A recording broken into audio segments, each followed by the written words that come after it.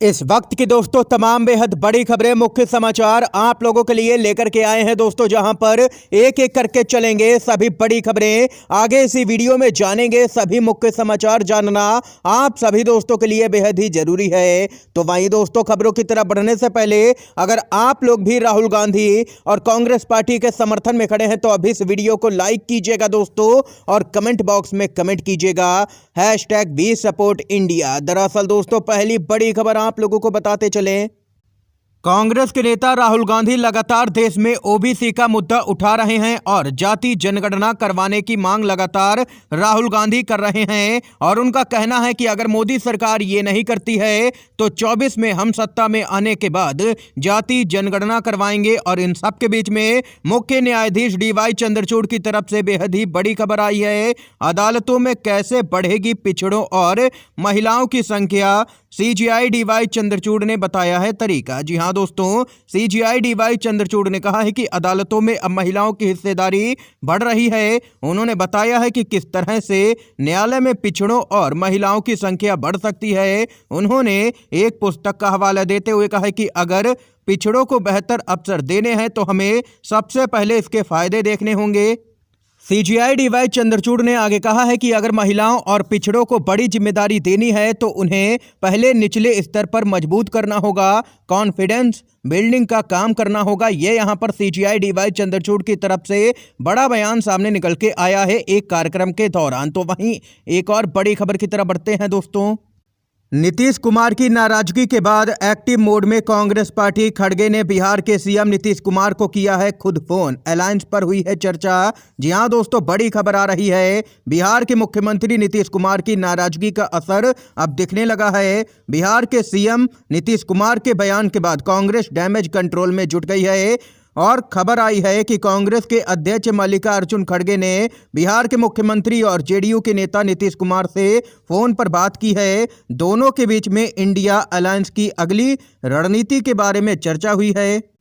दोनों ही दिग्गज नेताओं के बीच में बातचीत ऐसे समय में हुई है जब बिहार के CM नीतीश कुमार ने खुले तौर पर एक मंच से कांग्रेस पर नाराजगी जताई थी। नीतीश कुमार ने इंडिया गठबंधन के कमजोर होने के लिए कांग्रेस को जिम्मेदार ठहराया था। उसके बाद कांग्रेस की तरफ से डैमेज कंट्रोल की कोशिश की जा रही है। बताते चले, नीतीश कुमार ने आरोप लगाया था कि कांग्रेस 5 राज्यों के चुनावों में व्यस्त है, उसको इंडिया गठबंधन से कोई भी लेना देना नजर नहीं आ रहा है। जिसके बाद अब कांग्रेस के अध्यक्ष मल्लिकार्जुन खड़गे ने खुद ही CM नीतीश कुमार को फोन किया है और आगे की जो रणनीति है उस पर चर्चा की गई है इंडिया गठबंधन के लिए। दोस्तों, अगर आप लोग भी इंडिया गठबंधन के समर्थन में खड़े हैं तो वीडियो को लाइक कीजिएगा, अपने समर्थन दर्ज करवाइएगा। एक और अपडेट की तरफ बढ़ते हैं। निष्पक्ष जज से डरी थी एक समय में मोदी सरकार, अब उसी जज को यहां पर CJI ने दे दी है बड़ी जिम्मेदारी। केंद्र सरकार ने भारत के मुख्य न्यायाधीश के परामर्श से उड़ीसा हाईकोर्ट के पूर्व मुख्य न्यायाधीश जस्टिस S मुरलीधर को राष्ट्रीय कानूनी सेवा प्राधिकरण के सदस्य के रूप में नामित किया है। बताते चले जानकारी के लिए, यहां पर NALSA का गठन समाज के कमजोर वर्गों को मुफ्त और सक्षम कानूनी सेवाएं प्रदान करने के लिए कानूनी सेवा प्राधिकरण अधिनियम 1987 के अनुसार किया गया है। इसके यहाँ पर संरक्षक प्रमुख हैं DY चंद्रचूड़। बताते चले, ये वही जज S मुरलीधर हैं जिन्होंने यहां पर दिल्ली दंगों के दौरान BJP नेताओं पर कार्रवाई का आदेश दिया था, लेकिन उसके बाद ही यहां पर उनका तत्काल प्रभाव से ट्रांसफर कर दिया गया। जिसके बाद रिटायरमेंट के बाद उन्होंने कई तरह के सवाल भी उठाए और कहा कि उनको पता ही नहीं कि आखिर केंद्र सरकार को उनके आदेश से क्या दिक्कत हो गई थी। अगर कोई भी जज होता तो यही आदेश देता, लेकिन फिर भी हमारा ट्रांसफर किया गया। ये यहां पर दोस्तों पूरी खबर है। एक और अपडेट की तरफ बढ़ते हैं।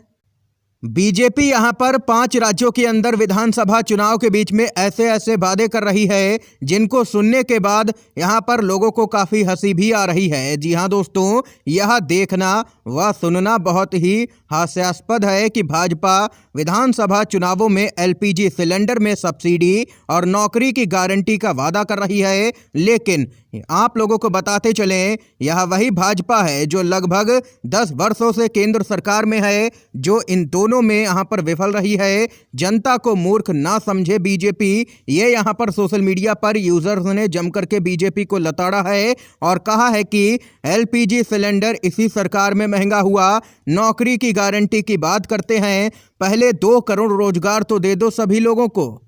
1 साल में 2 करोड़ नौकरियों की बात करते थे, लेकिन उन वादों से भी ये यहां पर मुकर गए। लोगों ने जमकर के भाजपा को खरी खोटी दोस्तों सुनाई है। अपनी राय भी कमेंट बॉक्स में कमेंट करके जरूर बताइएगा।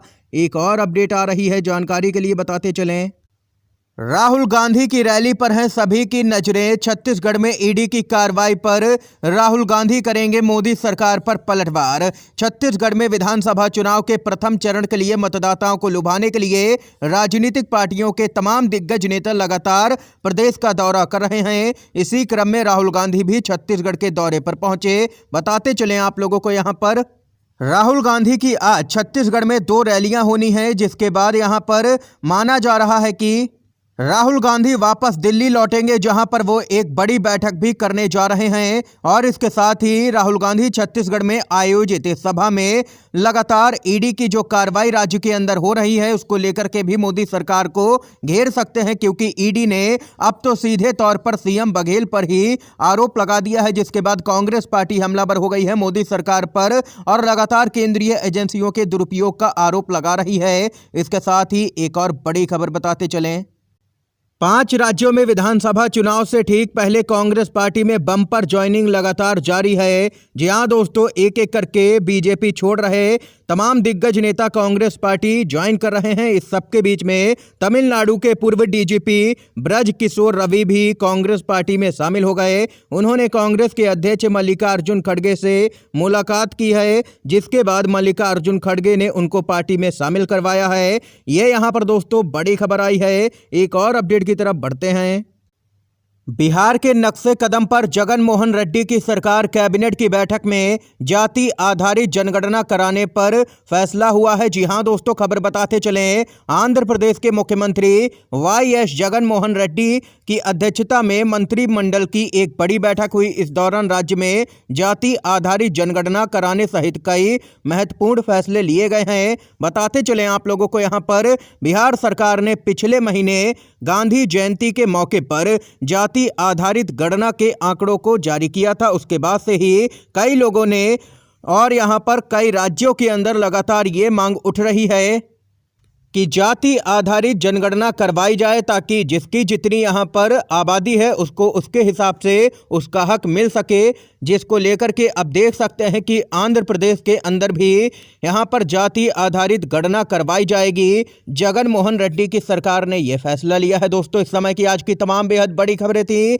मुख्य समाचार थे दोस्तों जो हमने आप लोगों तक पहुंचाए। अगर आप लोगों को यह वीडियो पसंद आया हो तो अभी इस वीडियो को लाइक कीजिएगा, ज़्यादा से ज़्यादा इन खबरों को, मुख्य समाचारों को शेयर कीजिएगा अपने सभी दोस्तों में, और चैनल पर नए हैं तो चैनल को जरूर सब्सक्राइब कीजिएगा। दोस्तों, वीडियो देखने के लिए आप सभी दोस्तों का बहुत बहुत धन्यवाद।